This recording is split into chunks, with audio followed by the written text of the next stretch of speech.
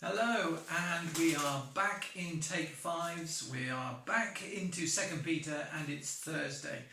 And so that takes us through to chapter 2, which is an interesting chapter, all about false teachers, false teaching, and their comeuppance, if you like. And Peter is quite harsh here in his response to some of the teaching that must have been going on in the baby church, the fledgling church of the time. And he talks about them, these teachers who are ungodly people, who are false prophets, false teachers, introducing destructive heresies. And later on he says that they will be paid back. And talks about them as people who are springs without water and mists driven by a storm. So he doesn't hold back here on his judgment of these people. Now at Sunny Hill we have some great teaching. We have a great church, and we don't really see this within our church movement, but of course, we've all got the internet available to us. We've all got YouTube available to us.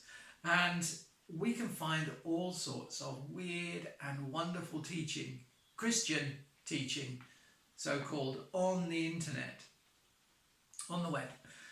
But I think it's good just to take a moment to sound a note of caution when we watch these things. There is material out there. There are teachers out there. There are prophets out there. There are ministers out there who teach and preach what we would consider not mainstream Christian teaching. And we have to be a little bit careful, because it's very easy to be influenced by that if we're not careful.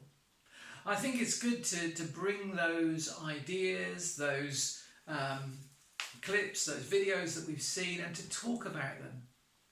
To first of all bring them to the light of Scripture and say, does it tie in with what my Bible says? To talk about them with other Christians, maybe in our small group. Say, have you seen so and so? And just get a feel for what other people are thinking and saying about that. Because it will keep us on the straight and narrow. It is quite easy to go off on a tangent and to follow some of these teachings and some of these people, especially if it's one person orientated. I think that's always a note of caution.